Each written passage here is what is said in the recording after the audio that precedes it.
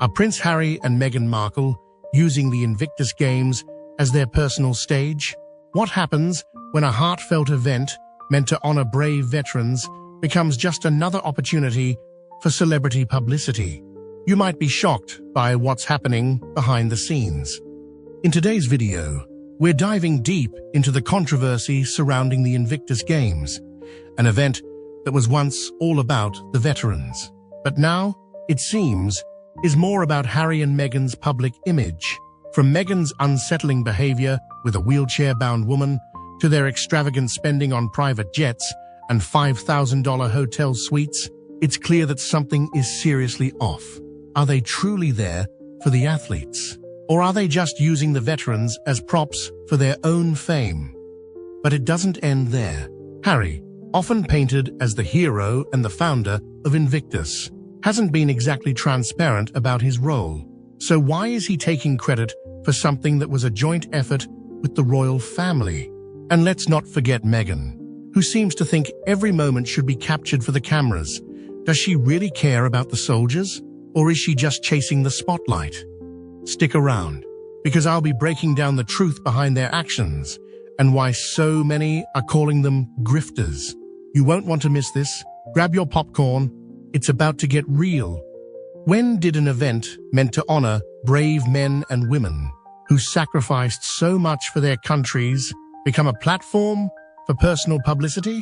That's the question on many people's minds when we look at Prince Harry and Meghan Markle's involvement with the Invictus Games. It's not just about their presence, it's the way they're using the event to further their brand, their image, and their personal agenda. It raises some uncomfortable questions. Are they truly interested in the well-being of the veterans? Or is this all just another chapter in their ongoing publicity campaign? Let's start with the basics. The Invictus Games were founded by Prince Harry in 2014, with the aims of creating a platform for injured veterans to compete in sports and find a sense of purpose and healing. On the surface, it was a beautiful concept, one that brought together people from around the world who had experienced unimaginable physical and emotional pain. But over time, this incredible initiative seems to have morphed into something else. While Harry has been praised for his involvement in the Games, there's a growing body of evidence that his role, and the role of Meghan, has become more about self-promotion than supporting the cause. Now, we've all seen the photos. Harry and Meghan looking perfect, carefully curated images full of smiles, hand-holding, and public displays of affection, even in the midst of an event meant to honor real struggles. But have we stopped to think about how these actions are being received by the people who are supposed to be the true stars of the Invictus Games, the athletes themselves? Many veterans have spoken out, frustrated by the constant focus on the couple rather than on the athletes and their inspiring stories of resilience. Isn't this supposed to be about the veterans? So why does it feel like Harry and Meghan have turned this event into the Meghan and Harry show?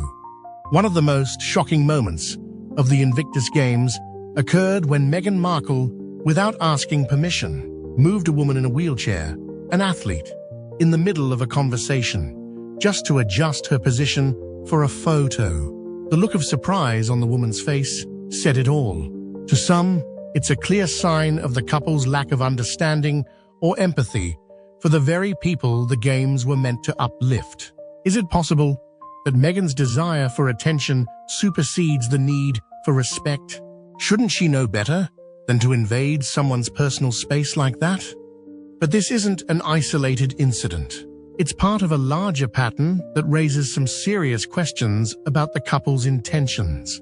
Over the years, they've taken multiple opportunities to make the Games about them, whether it's making sure every camera is on them, delivering speeches that revolve around their personal journey, or using the veterans' struggles as a backdrop for their own narratives. Is this truly about uplifting the wounded warriors, or is it a calculated effort to boost their personal brand? We can't help but wonder if this is all just one more attempt to sell their story, to keep their names in the headlines. If we take a look back in history, we see that public figures have often used charitable work as a way to gain favor or make a name for themselves. This isn't a new phenomenon. However, there's a fine line between using a platform to raise awareness for a cause and using it to further one's own fame. Remember when Princess Diana, one of the most beloved figures of the 20th century, used her royal platform to raise awareness for the homeless and the AIDS crisis? Diana was known for her deep empathy and genuine care for those less fortunate. When she used her celebrity status, it felt like she was lifting others up. Contrast that with what we see now. Does Meghan, with her constant need for visibility and media attention, evoke the same sense of compassion? Or is it all just a well-crafted performance for the cameras? Let's take a moment to talk about the money. The Invictus Games, which are supposed to be about supporting veterans, have come under fire for what some see as mismanagement of funds. Harry and Meghan have stayed in luxury hotels. Some reports claim up to $5,000 per damn night, while the veterans are left to cover their own travel and accommodation costs. Is this fair? Can we honestly say that Harry and Meghan, who already have millions in the bank, can't afford to make a sacrifice and stay in more modest accommodations? Instead of using their influence to help raise funds directly for the veterans, it seems like they're using the games to fund their lavish lifestyle. Does this feel right to you? But here's the kicker. Harry himself has been praised as the founder of Invictus. The media is full of headlines calling him the mastermind behind the games. And for a while, people bought into it. But the truth is, the Invictus Games were inspired by the Warrior Games, a similar event held in the United States, and it was a team effort. Harry may have been the driving force behind its launch, but he was not alone. His brother, Prince William, and father, King Charles, were heavily involved in the game's creation and organization. So why does Harry continue to take full credit? Is it an innocent oversight or a strategic move to boost his image? This all ties into a larger question we have to ask. Why do Harry and Meghan seem to be so consumed with their public image? They left the royal family seeking privacy, but it's clear they haven't really distanced themselves from the limelight. In fact, they've embraced it more than ever, showing up at high-profile events, launching their own Netflix shows, and now turning the Invictus Games into their personal PR campaign. This is the reality of modern-day celebrity culture. It's all about crafting an image, controlling the narrative, and making sure you're always in the public eye. It's not just about the money or the fame, it's the message they're sending. Harry talks about moral leadership and sustainability, but his actions often contradict his words. How can you talk about saving the planet when you're flying around in private jets and staying in five-star accommodations at the expense of a charity meant to help injured veterans? It's this hypocrisy that leaves people feeling disillusioned.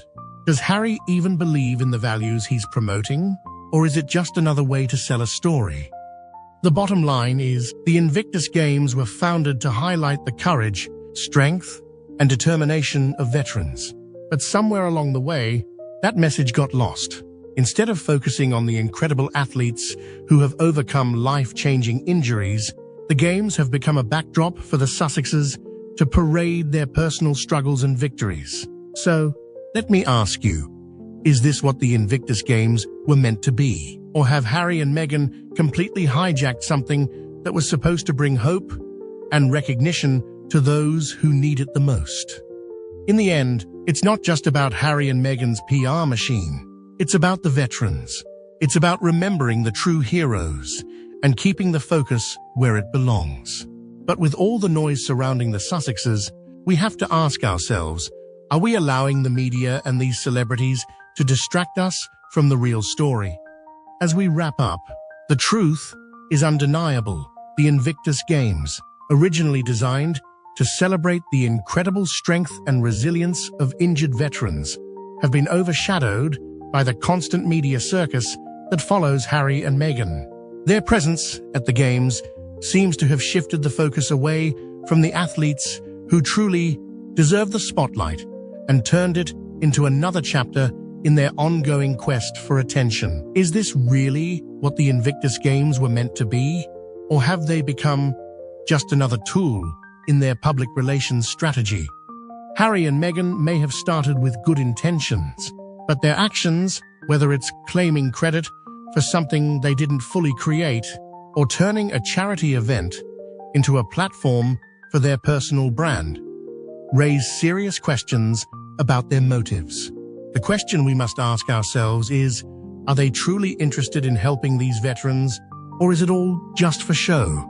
And when we look at the attention they continue to draw, we need to think carefully. Are we, as the public, being manipulated into focusing on them instead of the real heroes?